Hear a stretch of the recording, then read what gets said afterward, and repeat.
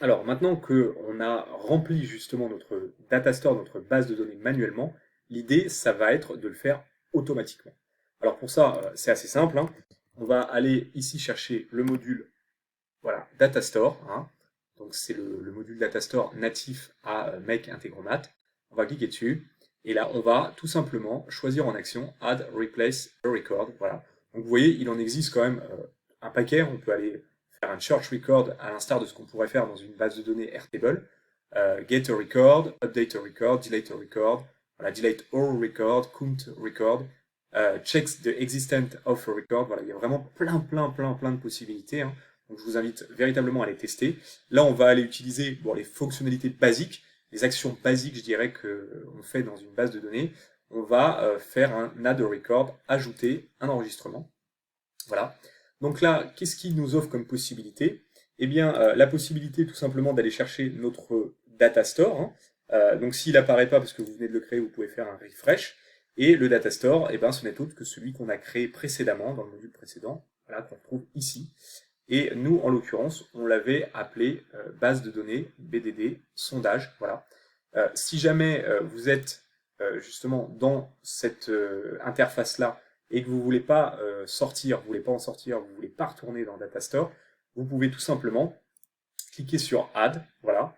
Vous allez pouvoir créer donc un Datastore et modifier ou créer une structure du Datastore, voilà, et mettre les paramètres justement que vous souhaitez, faire save, et après il apparaîtra directement ici. Voilà, ça vous évite en fait d'avoir à revenir dans le module précédent, comme ça change de fenêtre, ça change d'interface, ça peut être pratique. Voilà.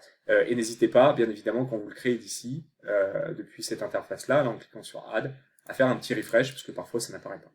Donc nous, comme on l'a fait précédemment, on va aller cliquer sur base de données sondage, et là, vous l'aurez compris, il vient me chercher directement ma structure de données, voilà, à l'instar de ce qu'on aurait pu faire depuis un module Airtable, hein. Vous voyez, si je fais add module, hop, ici je viens cliquer sur Airtable, et je viens faire on va faire un create record, hein, qui est l'équivalent du add record, hop.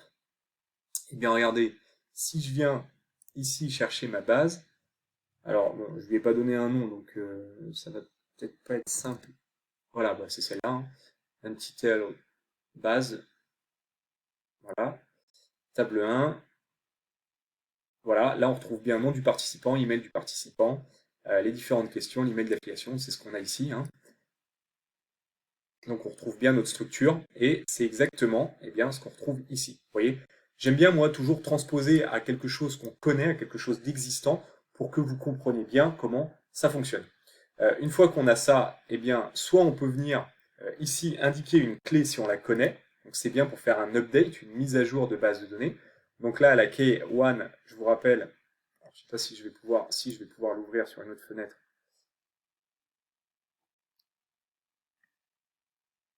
Alors, hop, Rose. Donc là, regardez, j'ai la clé numéro 1 qui est ici.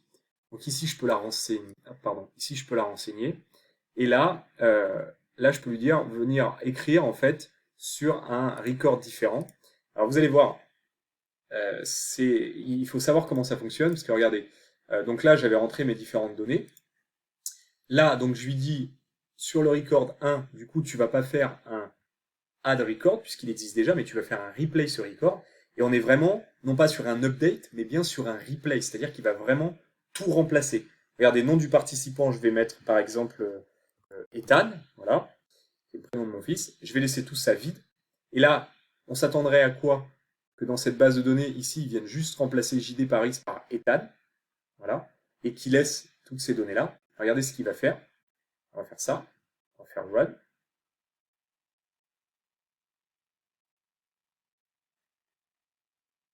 Ça bug. Voilà, hop. Donc là, hop, c'est bien passé. Il est bien allé sélectionner donc mon bundle, voilà, ma clé numéro 1. Regardez, si je vais dans la base de données, voilà, regardez, clé numéro 1, ce qui s'est passé.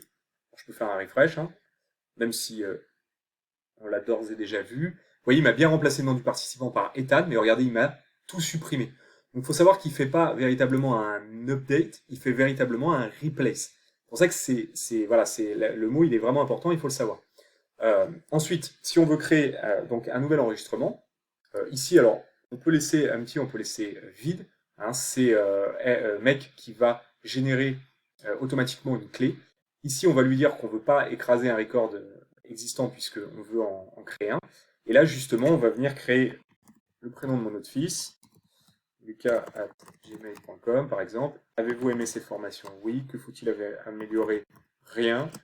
Tout est parfait. Voilà. Et email d'affiliation. Je vais lui permettre d'en rajouter 2. Voilà, il va en rajouter 2. Il va affilier 2 de ses copains, on va dire. Voilà. Il va faire OK. Et là, qu'est-ce qui va se passer au moment où je vais faire run? Donc là, il a tout envoyé. Là, vous voyez, il m'a généré une clé à la volée. Qu'est-ce qui s'est passé niveau base de données? On va faire un petit refresh. Voilà. Et donc là, il est venu me générer une clé, un nom de participant, un email. Là, on retrouve bien donc ma structure collection pour le champ question. Ma structure array, donc c'est un tableau pour mon champ email d'affiliation. On a bien voilà, tout ce qu'il faut. Et après, vous l'aurez compris, il y a plein de possibilités. Ici, je vais pouvoir cliquer donc sur un link. Ici, par exemple, je vais aller sélectionner mon data store et je vais faire par exemple, alors vous voyez, je pourrais faire un delete all record ou je pourrais faire un delete all record. Donc là, on va cliquer là-dessus. Hop. Là, il me demande la clé. Donc je vais aller lui sélectionner la clé numéro 1. La clé numéro 1, c'est celui-là. Et moi, je voudrais qu'il me supprime cette ligne. Voilà. On va faire OK. Ah oui, pardon. Choose forcément data store. OK. Et là, quand je vais faire validate, donc là, c'est parfait. Et là, si je fais un petit refresh, ma ligne numéro 1, toc, elle a disparu. Voilà, et il ne me reste plus que ma ligne justement avec Lucas. Voilà pour ce qui est de la création en fait d'un record, le replace d'un record, le delete d'un record dans un data store, et ce de manière automatique depuis une automatisation.